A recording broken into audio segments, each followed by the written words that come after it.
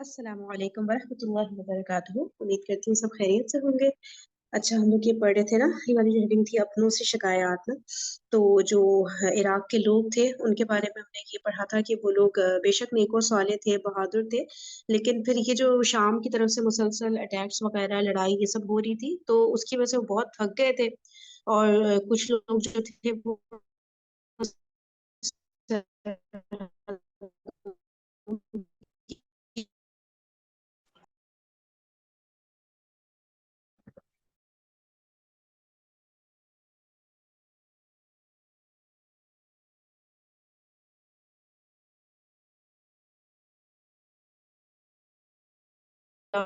नाम से मोहब्बत और अकीदत का जुबानी कलामी कलामी दावा तो करते थे, लेकिन अब हजरत अली रजी अल्लाह तआला अन्हु पर भरोसा करके फिर उनकी हिकमत अमली पर मतलब भरोसा करके मानते नहीं थे उनके डिसीजंस को ना। तो ये एक मसला हो रहा था।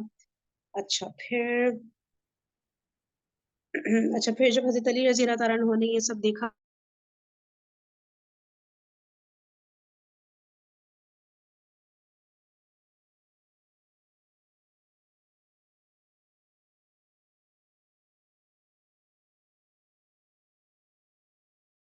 आपस में ना इख्तिलाफात पर बढ़े नहीं, फिरकेबाजियां वगैरह ये सब चीजें ना हो। जहां जिस हद तक डिसीजन हो सकता है, कोई फिक्री मसला है, कोई इज्तिहादी मसला है, तो हद्दुल इम्कान कोशिश की जाए कि ऐसा डिसीजन लिया जाए कि सब जिस पे अग्री कर जाए। ठीक है ना, जहां शरीयत गुंजाइश देती है वो उन पॉइंट्स को अडॉप्ट किया जाए और सब लोग एक ही पेज पर रहें, ताकि एक एका रहे ना उम्मत के अंदर, यूनिटी रहे। सही है।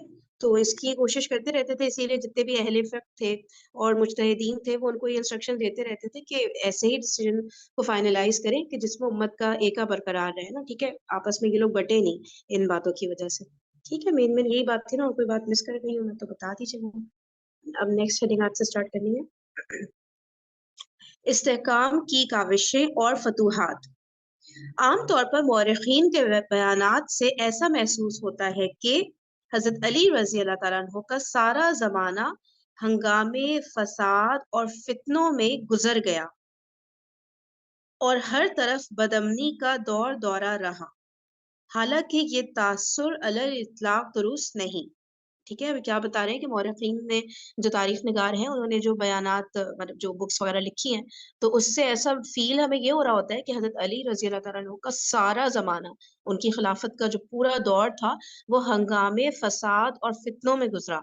और वाकई में हम जब से शुरू से पढ़ रहे हैं, हमें भी ऐसा ही फीलिंग आ रही है ना, कि मुसलसल फसाद और फितने ही रहे और हर तरफ बदअमनी का दौर दौरा रहा। लेकिन फिर कह रहे हैं कि एक्चुअल में ये बात सही नहीं है। क्यों? क्योंकि सैयदना हजरत अली रजी अल्लाह तआला अन्हु के दौर में आलम इस्लाम अंदरूनी तौर पर सियासी बहरान का शिकार जरूर रहा, मगर आम हालात अमनो अमान ही के थे। अंदरूनी तौर पर आलम इस्लाम कह रहे हैं कि सियासी बहरान का शिकार तो रहा, मगर आम हालात अमनो अमानी के थे। मे भी इसका एक्सप्लेनेशन आगे आ रही हूँ। इस दौरान बड़ी मुहिम्मात सिर्फ तीन ही हुई। अच्छा, इस दौरान बड़ी मुहिम्मात सिर्फ तीन ही हुई जिनमें हजरत अली रजी अल्लाह तआला अन्हु को बदाते खुद जाना पड़ा, यानी जमल, सिफीन और नहरवा। जमल एक वक्ती हंगामा था, उसके सफर में 1.5-2 माह लगे, और लड़ाई इत्तेफाकिया थी जो एक ही दिन में खत्म हो गई। ठीक है, जंग जमल में बस एक टेम्परेरी तौर पे एक चीज हुई थी और उसमें 1.5-2 माह लगे थे, लेकिन जो लड़ाई थी वो बस एक ही दिन रही थी। सही है। फिर सिफीन की मुहिम में आप रजी अल्लाह तआला अन्हु के तकरीबन 4 माह सर्फ हुए, जबकि नहरवान की मुहिम में चंद दिन लगे और लड़ाई चंद घंटों से ज्यादा ना हुई। इन चंद महीनों के अलावा हालात मामूल के मुताबिक रहे। ऐसा ना था कि डाकू दिन रात काफिलों को लूट रहे हों, बैरूनी हमला आवर हर वक्त सरहदों को अबूर कर रहे हों और लोग अपने घरों में गैर महफूज हो गए हों। ठीक है ना, इन चीजों को हमने जहन में रखना है कि ये ठीक है, ये 3 जंगें हुई थी, जिनमें भी जो जंगे जमल देखा जाए तो वो भी कोई ऐसा वो नहीं, कोई एक दिन की लड़ाई थी। और जंगे नहरवा में तो इन सबको जो वो थे ना, खारजियों को, हाँ, उनको खत्म किया था। वो तो कह रहे हैं कि चंद घंटों की ही सिर्फ थी। हाँ, जंग सिफीन का जो अरसा था वो 4 माह रहा था। ठीक है, उसके अलावा कह रहे हैं कि ऐसा मतलब कोई ऐसा, ये भी हमारे जहन में आना चाहिए कि भाई हर तरफ जो है डाकू जो है काफिलों को लूट रहे हैं, लोग घरों में غیر محفوظ سمجھ رہے ہیں اپنے آپ کو، ٹھیک ہے، اور جو بیرونی حملہ آور ہیں وہ سرحدوں کو عبور کیے چلے جا رہے ہیں، تو اس طرح کے معاملات نہیں تھے۔ لیکن فرحین، ہم نے صفین کا ٹائمنگ زیادہ نہیں پڑی، 7 to 8 months نہیں لگ گئے تھے؟ زیادہ ٹائم لگ گیا تھا، 6 ماہ تو نہیں تھے، 4 ماہ تو نہیں تھے ایٹ لیسٹ؟ صفین کا مجھے جہاں تک فائزہ یاد آ رہا ہے وہ یہ تھا کہ وہ تھا نا کہ بھائی روانہ ہوئے، پھر وہاں پہ ٹھہرے، پھر جو ہے چھوٹی موٹی لڑائی ہوتی تھی، جو جنگ ایکچوئل میں شروع ہوئی تھی نا وہ کچھ مہینوں بعد ہی شروع ہوئی تھی۔ اوور آل پیریڈ تو مجھے بھی ایسے لگ رہا ہے کہ شاید سال سے بھی اوپر کا تھا۔ ہاں ہاں، سال سے اوپر گیا تھا، مجھے بھی ایسا ہوں، لگ رہا ایسے ہی ہے۔ لگ رہا ہے، لیکن اس میں وہ مسلسل ہم لوگ یہ پڑھے تھے نا کہ پہلے جاتے تھے کچھ لوگ آپس میں لڑائی کی، پھر جو ہے آپس میں ڈائلگز ہو رہے ہوتے تھے، لیکن جو ایکچوئل جنگ ہوئی تھی نا وہ کچھ مہینے کے بعد شروع ہوئی تھی، شاید اس کا ہی پھر یہ دورانیہ بتا رہے ہیں کہ وہ 4 ماہ تھے جو بہت زیادہ انٹینس تھے نا۔ صحیح اوکے۔ ہے۔ باقی کوئی یہاں پہ کچھ بتانا چاہے گا اس حوالے سے؟ چلے صحیح ہو گیا، ٹھیک ہے۔ اچھا تو ٹھیک ہے، اچھا پھر گزشتہ خلفائے راشدین کی طرح اس دور میں بھی سرحدوں کی نگرانی، کفار کے حملوں کی روک تھام، محروسہ علاقوں میں بغاوتوں کی سرکوبی اور اسلام کی شان و شوکت کی دھاک بٹھائے رکھنے کا سلسلہ جاری رہا۔ اب یہ دوبارہ پڑھتی ہوں میں، دیکھیے جو پچھلے 3 خلفائے راشدین تھے ان کی طرح ہی اس دور میں بھی سرحدوں کی نگرانی ہوتی رہی، کفار کے حملوں کی روک تھام ہوتی رہی، اور جو محروسہ علاقوں میں بغاوتوں کی سرکوبی، اچھا مطلب کہ جو بغاوت ہو رہی تھی مطلب اس کا جواب دینا، اور اسلام کی شان و شوکت کی دھاک بٹھائے رکھنے کا سلسلہ جاری رہا حضرت علی کے دور میں بھی۔ صحیح ہے۔ یہ الگ بات ہے کہ دوسرے بڑے حوادث کے شور و غل میں، شور و غل کہتے ہیں نا اس کو، کہ یہ الگ بات ہے کہ دوسرے بڑے حوادث کے شور و غل میں یہ پہلو زیادہ نمایاں نہ ہو سکے، ٹھیک ہے نا، یہ جتنی بھی باتیں بتائی گئی ہیں نا کہ سرحدوں کی نگرانی ہوتی رہی، کفار کے حملوں کی روک تھام، تو یہ سب بھی ہوتا رہا، لیکن اب وہ زیادہ جو ذکر ہے وہ ان جنگوں وغیرہ کا ہے نا، تو اس لیے یہ باتیں اتنی نمایاں نہیں ہو سکی، لیکن یہ بھی پیرلل میں چل رہی تھی۔ خلافت اسلامیہ تقسیم ہو جانے کے باوجود، ٹھیک ہے، یمن، حجاز، عراق، ایران، ایک سیکنڈ کہیں سے نا ڈسٹربنس آ رہی ہے، ایک منٹ۔ تو خلافت اسلامیہ تقسیم ہو جانے کے بعد، یعنی کہ ایک طرف حضرت علی رضی اللہ تعالیٰ عنہ لیڈ کر رہے تھے، دوسری طرف حضرت معاویہ رضی اللہ تعالیٰ عنہ نا، تو کہہ رہے کہ تقسیم تو ہو گئی تھی لیکن اس کے باوجود یمن، حجاز، عراق، ایران، خراسان اور مشرق کے وسیع علاقے پر محیط تھی اور اپنا وقار برقرار رکھنے کے لیے مستعد تھی، ٹھیک ہے نا، پورے جو بتا رہے ہیں کہ اسلامک امپائر جو پورا تھا وہ اتنے بڑے ایریا پر تھا، بے شک تقسیم ہو گیا تھا لیکن ٹھیک ٹھاک ایک بڑے ایریا کو کور کر رہا تھا۔ حضرت علی رضی اللہ تعالیٰ، اچھا یہ نیچے حاشیہ آ رہا ہے نمبر 1، یہاں یہ بات ذہن میں رہے کہ بعض حضرات نے بلا تحقیق لکھ دیا ہے کہ آخری سالوں میں حضرت علی رضی اللہ تعالیٰ عنہ کے پاس صرف کوفہ اور اس کا نواحی علاقہ رہ گیا تھا، ٹھیک ہے، تو کہہ رہے ہیں کہ بغیر تحقیق کے کچھ لوگوں نے اس طرح سے لکھ دیا کہ حضرت علی کے پاس ان دی اینڈ صرف اور صرف کوفہ رہ گیا تھا اور بس اس کے آس پاس کا علاقہ رہ گیا تھا، ٹھیک ہے۔ یہ دعویٰ مسلمہ یہ دعویٰ مسلمہ تاریخی حقائق کے خلاف ہے۔ شام اور مصر ہاتھ سے نکل جانے کے باوجود حجاز مقدس، یمن، عراق، الجزیرہ، ایران، خراسان اور بلوچستان جو عالم اسلام کا اکثر علاقہ تھا آخر تک حضرت علی رضی اللہ تعالیٰ عنہ کے پاس تھا، ٹھیک ہے نا۔ میجرلی جو حضرت معاویہ رضی اللہ تعالیٰ عنہ کے پاس شام تو ان کا اپنا تھا ہی تھا، پھر مصر پہ انہوں نے قبضہ کر لیا تھا، تو یہ تو ہو گئے تھے حضرت معاویہ کے انڈر، باقی جو پورا علاقہ تھا وہ حضرت علی کے انڈر ہی رہا تھا مطلب اینڈ تک۔ کتب حدیث و تاریخ کو دیکھنے سے اور خاص کر صوبے داروں کی فہرست پر نگاہ ڈالنے سے یہ بات خوب واضح ہو جاتی ہے، اس کی نفی کی کوئی دلیل نہیں، اس بارے میں دلائل متن میں آ رہے ہیں، ٹھیک ہے نا، تو کوئی دلیل نہیں ملتی اس بات کو ثابت کرنے کی کہ جو ہے صرف کوفہ رہ گیا تھا حضرت علی کے پاس اور بس اس کے آس پاس کے علاقے، تو کوئی دلیل نہیں ملتی، لیکن پھر بھی بغیر تحقیق کیے کئی میرے خیال سے تاریخ نگاروں نے جو بھی لکھنے والے ہیں انہوں نے لکھ دیا ہے، ٹھیک ہے۔ اچھا، حضرت علی رضی اللہ تعالیٰ عنہ کے صوبے دار، صوبے دار کسے کہتے ہیں؟ بتا آئی سکتے ہیں تھنک کوئی جو سے؟ صوبوں کے گورنر تھے، اچھا اچھا اچھا ٹھیک ہے. اچھا نظام حکومت میں حضرت علی رضی اللہ تعالیٰ عنہ کو حضرت عبداللہ بن عباس رضی اللہ تعالیٰ عنہ اور ان کے بھائی عبید اللہ رضی اللہ تعالیٰ عنہ اور قسم قسم شاید لکھا ہے نا قسم رضی اللہ تعالیٰ عنہ کا بھرپور تعاون میسر تھا. ٹھیک ہے, یہ 3 بڑے بڑے صحابیوں کے نام آ رہے ہیں کہ ان کا تعاون حضرت علی رضی اللہ تعالیٰ عنہ کو حکومت کو چلانے میں یعنی حکومت کے نظام میں وہی تعاون کرتے تھے حضرت علی کی نا. ٹھیک ہے. اچھا عبداللہ بن عباس رضی اللہ تعالیٰ عنہ بصرہ کے گورنر تھے, عبید اللہ رضی اللہ تعالیٰ عنہ یمن کے, اور قسم رضی اللہ تعالیٰ عنہ حجاز کے. جبکہ خراسان کا وسیع و عریض صوبہ عبد الرحمن ابن ابزہ رضی اللہ تعالیٰ عنہ کے زیر نگرانی تھا. ان کے علاوہ درجنوں اکابر صحابہ اور ان گنت تابعین آپ کے جانثار تھے. ٹھیک ہے, میجرلی یہ 3 جو ہے گورنر تھے ڈفرینٹ صوبوں کے, اور ان کے علاوہ بتا رہے درجنوں اکابر بڑے بڑے صحابہ درجنوں کی تعداد میں اور ان گنت تابعین آپ کے جانثار تھے.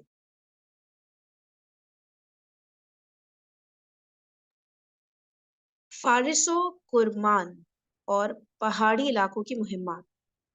کرمان پتہ چل رہا ہے کس کی بات ہو رہی ہے یا کرمان ہے؟ فارس تو ایران وغیرہ کا ایریا ہو گیا نا. چلیں آگے پڑھتے ہیں تو شاید سمجھ جائے. حضرت علی رضی اللہ تعالیٰ عنہ کے وفاداروں میں حضرت معاویہ رضی اللہ تعالیٰ عنہ کے باپ شریک بھائی زیاد کا نام بھی نمایاں تھا. اہل شام سے حضرت علی رضی اللہ تعالیٰ عنہ کے اختلافات کے دنوں میں اہل فارس و کرمان نے خراج دینا بند کیا. خراج دینا مطلب یہ دیکھیں سیکنڈ لائن کا یہ ورڈ ہے, ٹیکس نہیں ہوتا یہ وہ تو جزیہ ہوتا ہے نا. میں وہی اسی میں آتا ہے خراج, وہ اچھا اسی معنی میں آتا ہے. اوکے اوکے ٹھیک ہے. تو کہہ رہے ہیں کہ سب سے پہلے یہ بتایا کہ حضرت علی کے جو وفادار تھے, ٹھیک ہے, جو ان کے ساتھ سنسیئر تھے, ان میں حضرت معاویہ کے باپ شریک بھائی, مطلب جیسے باپ شریک مطلب سوتیلے کے سینس میں آئے گا, گیس کچھ اس طرح کا لگ رہا ہے نا. ہاں جی, سوتیلے بھائی زیاد تھے. ٹھیک ہے ٹھیک ہے, حضرت معاویہ کے سوتیلے بھائی زیاد تھے, تو وہ بھی حضرت علی کے ساتھ بہت سنسیئر تھے. تو یہ کہ اہل شام سے حضرت علی کے اختلافات کے دنوں میں, جب حضرت علی کا شام والوں کے ساتھ اختلاف تھا, تو ان دنوں میں اہل فارس و کرمان نے خراج دینا بند کیا. ٹھیک ہے.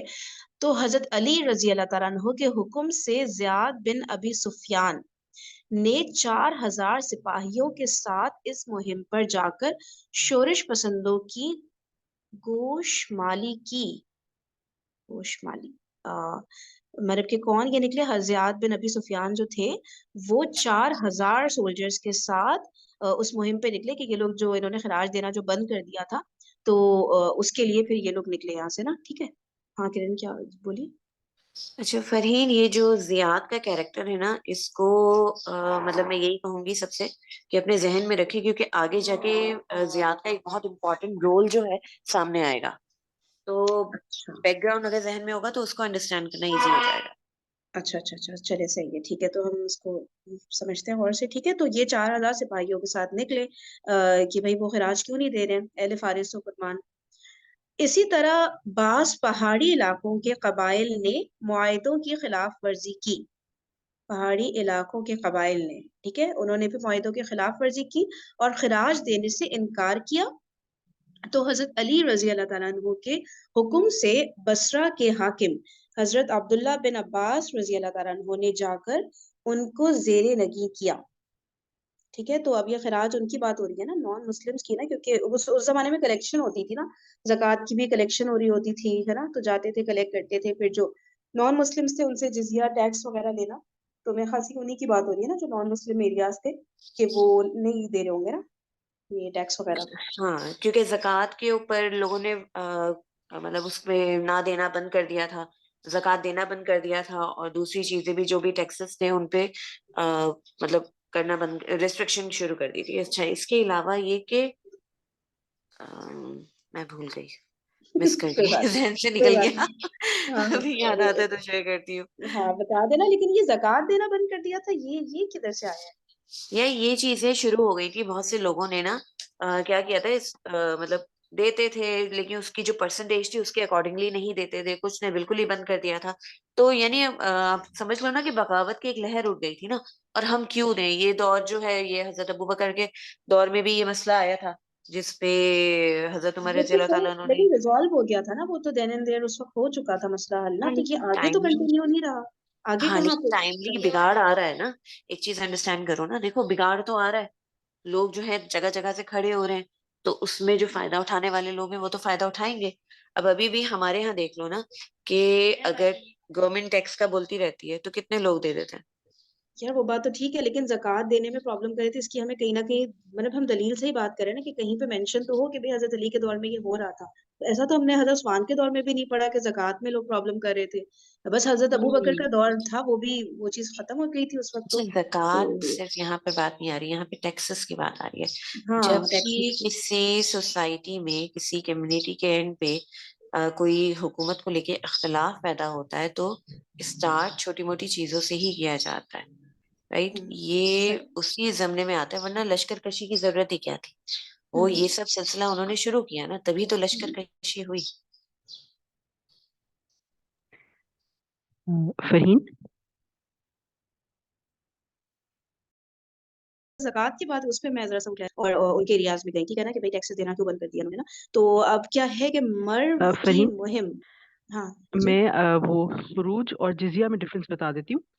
ہاں ہاں جزیہ جو ہوتا ہے وہ کوئی بھی جو مسلمز نے نان مسلم ایریا کو کانکر کیا ہوتا ہے نا, تو وہاں کے رہنے والے جو نان مسلمز ہیں وہ اپنی پروٹیکشن کے لیے جو ٹیکس دیتے ہیں نا ان دا فارم آف کیش کہہ لیں, وہ جزیہ ہوتا ہے. خراج یا خروج جو ہے نا وہ بیسکلی جو لینڈ اونرز ہوتے ہیں نا, جن کا ایگریکلچرل لینڈ ہوتا ہے, وہ اپنے لینڈ پہ اور اس کی ایگریکلچرل پروڈیوس پہ جو ٹیکس دیتے ہیں نا گورنمنٹ کو, مسلم گورنمنٹ کو, اس کو خراج کہتے ہیں. اچھا, ایک دفعہ خراج ایک دفعہ اور بتا دیے گا. ٹھیک ہے, خراج یہ ہے کہ جو جس کے پاس زمین ہے اور اس پر وہ کوئی ایگریکلچر کر رہا ہے, تو اس کے اوپر جو ٹیکس وہ دے گا وہ خراج ہے. اچھا اچھا اچھا, نان مسلم لیکن نا, جی اچھا اچھا اچھا, صحیح ہو گیا, صحیح ہو گیا, جزاک اللہ خیر, زبردست, تھینک یو سو مچ. چلے, مرو کی مہم. جنگ جمل کے بعد سن 36 ہجری میں مرو کا فارسی نژاد حاکم ماہویہ حضرت علی رضی اللہ تعالیٰ عنہ کی خدمت میں حاضر ہوا اور اپنی وفاداریاں پیش کر کے تقرری کا پروانہ طلب کیا. کیا لکھا ہے یہ, سمجھا سکتے پہلے کہ فارسی نژاد حاکم کوئی تھا ماہویہ, ٹھیک ہے. اچھا, جنگ جمل کے بعد سن 36 ہجری کا بتا رہے ہیں کہ اس وقت جو ہے یہ جو حاکم تھا یہ حضرت علی کی خدمت میں حاضر ہوا اور اپنی وفاداریاں پیش کر کے تقرری کا پروانہ طلب کیا. آپ نے اس علاقے کے دہقانوں اور جنگجوؤں کے نام رقعہ لکھ دیا, جس میں بتایا گیا تھا کہ ماہویہ کو خلافت اسلامیہ کی طرف سے ان کا ذمہ دار مقرر کیا گیا ہے. ایک منٹ آگے پڑھتی ہوں, شاید سمجھ آئے. کچھ دنوں بعد مرو کے لوگوں نے بغاوت کر دی. حضرت علی نے حنید بن قرہ ابن طریف یروی کو وہاں بھیجا, جنہوں نے حالات پر قابو پا لیا. پتہ نہیں تقرری کا پروانہ طلب کیا. فرین, میں تھوڑا سا ایکسپلین کر دوں. بالکل. اوکے, اچھا, وہ یہ کہہ رہے ہیں کہ وہیں کا مرو کا ہی فارسی نژاد حاکم تھا جو کہ جنگ جمل کے بعد نا حضرت علی کے پاس آیا اور اس نے یہ ریکویسٹ کی کہ مجھے ہی حاکم رہنے دیں وہاں کا. تو اچھا حضرت علی نے پھر جو وہاں کے لوگ تھے یا جو دہقان اور جنگجو اور وہاں کے جو بڑے لوگ تھے ان کو لیٹر لکھ دیا کہ میری طرف سے اس کو میں مطلب ایکسیپٹ کرتا ہوں کہ یہ وہاں کا حاکم رہے. لیکن پھر انہوں نے کچھ دنوں کے بعد بغاوت کر دی, تو پھر حضرت علی کو اس کو کنٹرول کرنا پڑا اور پھر یہ حضرت خلید کو بھیجا انہوں نے. اچھا اچھا اچھا, اوکے اوکے, صحیح, جزاک اللہ خیر. ہاں, کتنا مشکل, کیونکہ فارس کا اتنا بڑا ایریا تھا, کتنی پرابلم ہوئی ہوگی وہاں پہ سب میں نا, تو حضرت علی نے کنٹرول کروایا نا ان کو بھیج کے. صحیح, جزاک اللہ خیر. اچھا, پھر ہے نیشا پور کی مہم. نیشا پوری لگ رہا ہے, پتہ نہیں, ہاں پتہ نہیں, ہاں منیشا پور ہے, یہ می میں شروع میں خالی نیشا ہے, نیشا ہی آئے گیا نا, نیشا ہے. نیشا, اوکے. جنگ صفین سے حضرت علی رضی اللہ تعالیٰ عنہ کی واپسی کے کچھ دنوں بعد سن 37 ہجری میں مجوسیوں نے ایک بار پھر سر اٹھایا کیونکہ کسریٰ کے خاندان کی ایک شہزادی کابل سے خراسان کے اہم شہر نیشاپور آ گئی تھی. اچھا دیکھیں دوبارہ سے، جنگ صفین سے جب واپس آ رہے تھے حضرت علی تو مجوسیوں نے دوبارہ ایک دفعہ سر اٹھایا، ٹھیک ہے، اور کیا کیا کہ کسریٰ کی، ٹھیک ہے، کسریٰ کے خاندان کی ایک شہزادی تھی، وہ کابل سے خراسان کے اہم شہر نیشاپور آ گئی تھی، ٹھیک ہے، خراسان آ گئی تھی اب وہ، اور مجوسی اس کے گرد جمع ہو گئے، اس شہزادی کے گرد جمع ہو گئے ادھر نیشاپور میں. حضرت علی رضی اللہ تعالیٰ عنہ کے افسر فوج خلید بن قاس نے فوراً جا کر اس بغاوت کو فروغ کیا اور باغیوں کو تتر بتر کر دیا، جبکہ شہزادی گرفتار ہو گئی. قیدی شہزادی کی تکریم سمجھ آیا کسی کو؟ یہ فہین وہ سیداری؟ یہ ہاں ہاں کہ جب مسلمانوں نے ایران پہ کنٹرول کر لیا تو وہاں سے جو آخری جو کسریٰ جو شاہ تھا ایران کا، وہ وہاں ان کی ظاہر ہے وہ قتل ہو گئے ہوں گے سارا، لیکن ان میں سے ایک شہزادی جو تھی وہ بچ کے بھاگ گئی خراسان. تو پھر جو بچ گئے تھے مجوسی، انہوں نے پھر ان کے راؤنڈ جو ہے نا وہ اپنے مطلب وہاں اکٹھے ہو گئے نا، اچھا اور پھر وہ وہاں سے انہوں نے پھر کچھ کیمپین کی اور بغاوت وغیرہ کھڑی کرنے کی کوشش کی، تو اس اچھا کو پھر حضرت علی نے کچلا.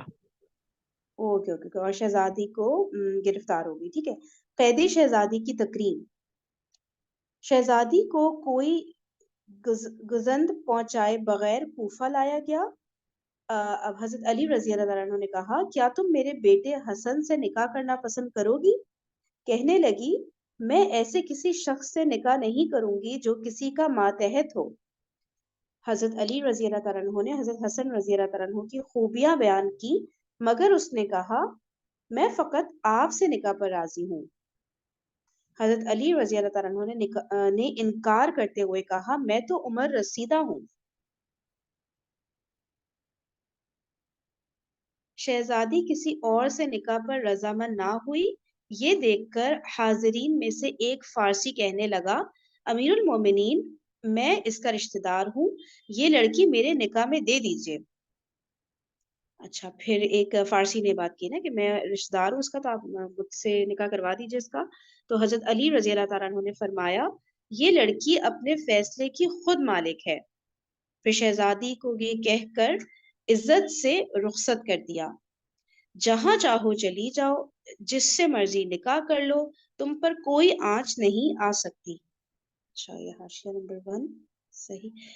اچھا تلامذہ عبداللہ بن مسعود کا حضرت علی کے پرچم تلے مشرکین سے جہاد. اچھا اس واقعے سے مطلب یہ بتایا گیا نا کہ جیسے وہ قیدی تھی شہزادی، اسٹل مطلب اس کے ساتھ اس نے سلوک کیا، اور کچھ لگ رہا ہے اس کے پیچھے کچھ اور بھی بات ہے کہ مطلب اس کے اچھا نکاح ایک کرنا. امپورٹنٹ بات میں حدیث فرین یہاں پہ شیئر کروں گی، کیونکہ دیکھو یہ ہم عموماً مجوسی کو یہ سمجھتے ہیں نا کہ وہ نان مسلم ہے، تو اس سے پھر یہ نکاح کی پیشکش کیوں کر رہے ہیں؟ مجوسی وہ آگ والے ہوتے ہیں نا.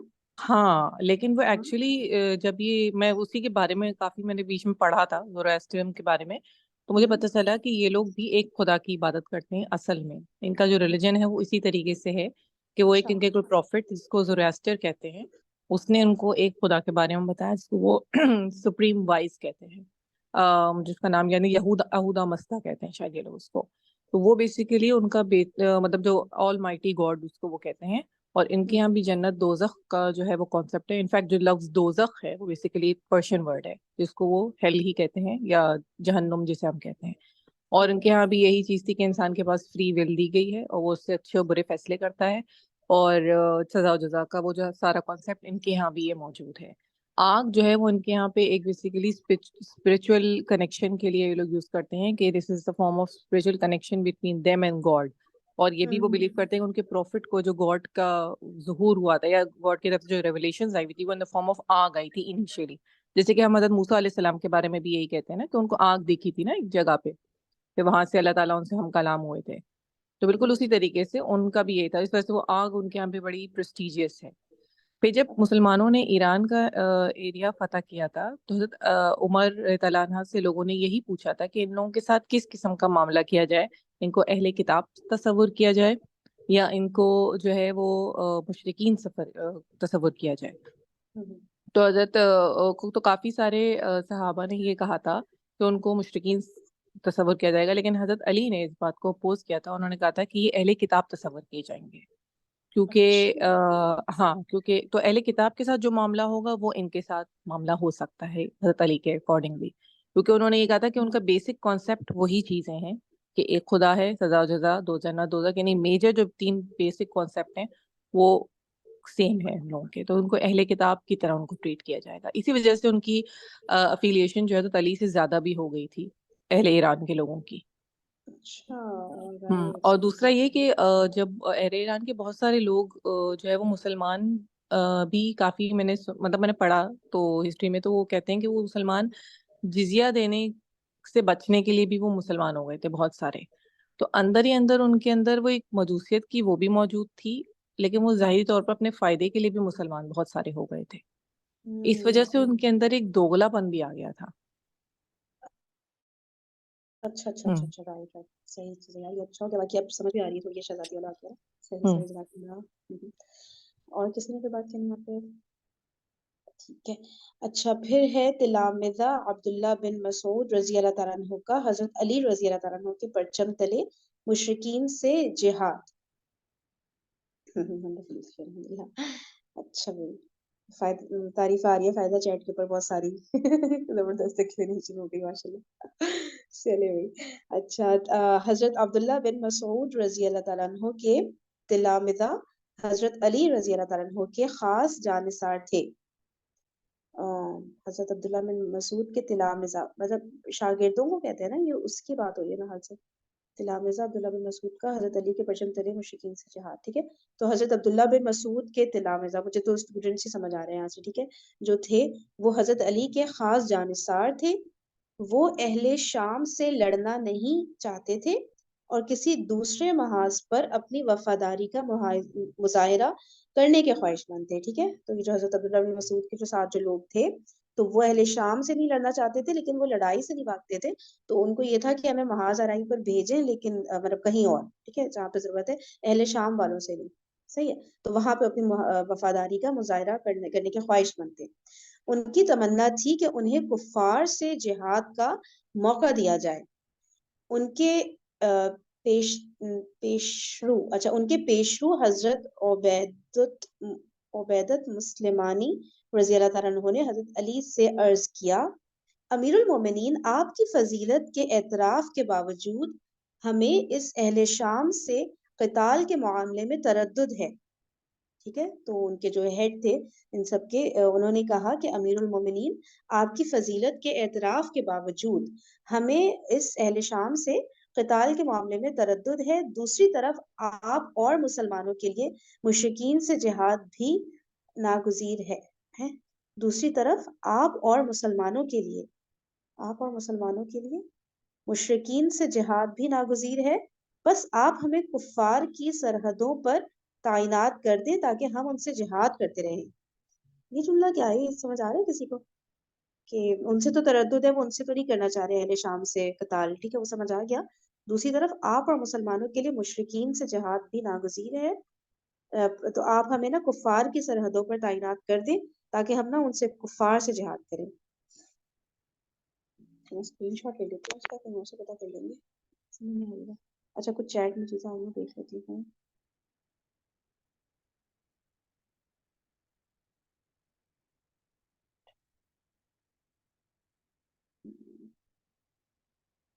ٹھیک ہے. اچھا تو اب جو ہے کیا بات ہو رہی ہے؟ ٹھیک ہے، آپ ہمیں کفار کی سرحدوں پر تعینات کر دیں تاکہ ہم ان سے جہاد کرتے رہیں. حضرت علی نے ربیع بن حسین کو امیر بنا کر ان حضرات کو قزوین اور ری کی سرحدوں پر بھیج دیا. اس لشکر کی روانگی کے لیے خصوصی طور پر جھنڈا تیار کیا گیا. مرتدین سے جہاد. اچھا یہ نیچے آ رہا ہے حاشیہ. اچھا اوپر والا کوئی حاشیہ میں ہوا ہے. یہ واقعہ جنگ صفین سے بعد کا معلوم ہوتا ہے کیونکہ جنگ صفین میں عبیدہ سلمانی اور دیگر تلامذہ ابن مسعود موجود تھے اور صلح کی کوشش کراتے رہے تھے. جنگ صفین کے بعد کا اس لیے لگ رہا ہے کیونکہ جنگ صفین کے دوران عبیدت سلیمانی اور دیگر جو حضرت عبداللہ بن مسعود کے جو شاگرد تھے وہ صلح کی کوشش کرتے رہے تھے. ٹھیک ہے، تو اس کے بعد کی بات ہو رہی ہے یہ. اچھا، مرتدین سے جہاد. خلافت اسلامیہ کے ایک علاقے کے لوگوں نے مرتد ہو کر اپنے آبائی مذہب نصرانیت کو دوبارہ اختیار کر لیا تھا. ٹھیک ہے، تو کچھ جو مسلمان تھے وہ انہوں نے کیا کیا تھا، وہ واپس کرسچینٹی کی طرف مطلب وہ ہو گئے تھے، کرسچینٹی اڈاپٹ کر لی تھی انہوں نے. اچھا، پھر جو ہے حضرت علی رضی اللہ تعالیٰ عنہ نے حضرت معقل بن قیس رحمت اللہ علیہ کو بھیجا، جنہوں نے زبردست جنگ لڑ کر ان مرتدین پر قابو پایا اور ان کے بہت سے افراد کو گرفتار کر لائے. ٹھیک ہے، تو معقل بن قیس رحمۃ اللہ علیہ وہ روانہ ہوئے ان مرتدین سے نمٹنے کے لیے، اور بہت زبردست جنگ لڑنے کے بعد انہوں نے بہت سارے مرتدین پر قابو پا لیا اور ان کو گرفتار کر کے لے آئے. بلوچستان اور سندھ میں پیش قدمی. ٹھیک ہے، تو یہ ساری جو مہمات وغیرہ روانہ ہوئی تھی ان کے بارے میں ہم لوگ ابھی پڑھ رہے ہیں رائٹ ناؤ حضرت علی کے دور میں، کیونکہ اس سے پہلے ہم لوگوں نے صرف جنگوں کے بارے میں پڑھا تھا نا، جنگ جمل، صفین، عروان. تو اب بتا رہے ہیں کہ باقی جو پازیٹیو چیزیں آ رہی تھیں ان کے بارے میں ڈسکشن ہو رہا ہے کہ سن 39 ہجری کے آغاز میں حضرت علی رضی اللہ تعالیٰ عنہ کی طرف سے بلوچستان اور سندھ میں مزید پیش قدمی ہوئی، کیونکہ حضرت عمر رضی اللہ تعالیٰ عنہ کے زمانے تک مکران کا علاقہ فتح ہو چکا تھا. اس کے بعد قندابیل کا علاقہ تھا. علاقے میں پانی اور غذا کی قلت اور دیگر مشکلات کے سبب حضرت عمر نے مزید پیش قدمی مؤخر کر دی تھی. ایسے سنا ہے نا، حضرت عمر پاکستان کے بارڈر تک آئے تھے لیکن پھر انٹر نہیں ہوئے تھے میرے خیال سے نا، یا پتہ نہیں. آئے تھے پاکستان کے بارڈر تک آئے تھے. آگے انہوں نے بولا کہ یہ ایریا ایسا ہے کہ وہ لائکلی پہاڑی ایریا اور ادھر اتنے آئی مین کہ لوگ نہیں ہیں کہ جن کو مسلمان کر سکے، کچھ اس طرح کا تھا. تو پھر وہ واپس بلا لیا تھا. اچھا، واپس چلے گئے تھے. صحیح. ایون کے آگے ہم اس میں پڑھیں گے ایک ریفرنس آئے گا کہ لاہور تک کوچ بھی ہوئی ہے، اور یہ ایک روایت اسی میں ہے. یہ حضرت علی کے دور میں نا. ہاں جی. صحیح ہو گیا. ٹھیک ہے، تو جو ہے علاقے میں پانی اور غذا کی قلت اور دیگر مشکلات کے سبب پھر جو قنادیل کا علاقہ مطلب اس سے پھر آگے نہیں گئے تھے حضرت عمر. ٹھیک ہے. اچھا، اب حضرت علی رضی اللہ تعالیٰ عنہ نے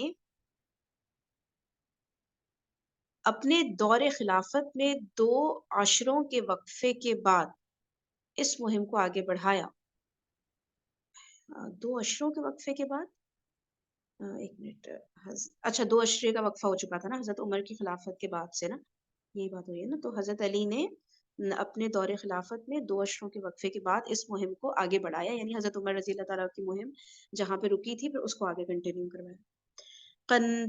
قندابیل اور قیقان کی مہم. حضرت علی رضی اللہ تعالیٰ عنہ کے حکم سے حارث بن مرت العبدی رضی اللہ تعالیٰ عنہ مکران سے آگے بڑھ کر قندابیل کے حدود میں داخل ہو گئے اور قیقان کے پہاڑوں میں یلغار کرتے چلے گئے. انہیں فتح نصیب ہوئی. ان کا بھیجا ہوا مال غنیمت کوفہ پہنچا تو وہ اتنا تھا کہ ایک ہی دن میں 1000 غلام تقسیم کیے گئے. حارث رضی اللہ تعالیٰ عنہ اس مہم سے واپس آ رہے تھے کہ دشمن نے ایک گھاٹی میں ناکہ بندی کر کے انہیں گھیر لیا. حارث رضی اللہ تعالیٰ عنہ اپنے ہمراہیوں سمیت لڑتے ہوئے شہید ہو گئے.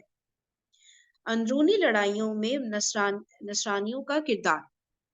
حضرت عثمان غنی رضی اللہ تعالیٰ عنہ کی شہادت سے لے کر حضرت علی المرتضیٰ رضی اللہ تعالیٰ عنہ کے دور تک بہت سے فتنوں کے پس پردہ مقامی نصرانیوں کا ہاتھ بھی تھا.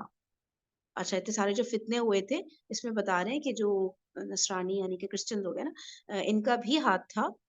یہ لوگ زیادہ تر عراق اور شام کی عرب سے متصل سرحدوں پر آباد تھے.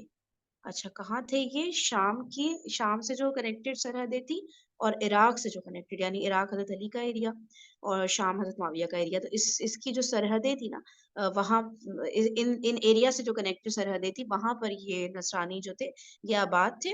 ان کے کچھ سازشی افراد بیرونی عیسائی طاقتوں کی پشت پناہی کے ساتھ خلافت اسلامیہ اور اتحاد مسلمین کے خلاف کھڑی ہونے والی ہر تحریک میں حصہ ڈالتے اور ایسی ہر جماعت کی مدد کرتے۔ اچھا، کن کی بات ہو رہی ہے؟ ان کے کچھ سازشی افراد تھے جو بیرونی عیسائی طاقتوں کی پشت پناہی کے ساتھ، جو باہر کے جو کرسچن ایریاز تھے، تو ان کی ہیلپ کے ساتھ یہ مسلمانوں کے اتحاد وغیرہ کے خلاف جو بھی کاوشیں ہو رہی تھی اس میں یہ لوگ ضرور حصہ ڈالتے تھے، اور ایسی جتنی جماعتیں یہ سب اس طرح کی تحریک چلائی ہوئی تھی ان کی مدد کرتے تھے۔ اچھا، یہ پہلا ورڈ کیا لکھا ہوا ہے؟ خیریت، خیریت کچھ ایسا لگا ہے، خیریت بن راشد کی سازشیں۔ اس ضمن میں خیریت بن راشد کا تذکرہ اہم ہے، جو قبیلہ بنو ناجیہ کا رئیس تھا اور جنگ جمل سے جنگ نہروان تک حضرت علی رضی اللہ تعالیٰ عنہ کے ہم رکاب تھا، مگر اس کے بعد سن 38 ہجری میں اس نے اچانک سے حضرت علی رضی اللہ تعالیٰ عنہ پر بے دینی اور ملت فروشی کے الزامات عائد کرتے ہوئے علم بغاوت بلند کر دیا۔ وہ مسلمہ کذاب کی طرح بڑا عیار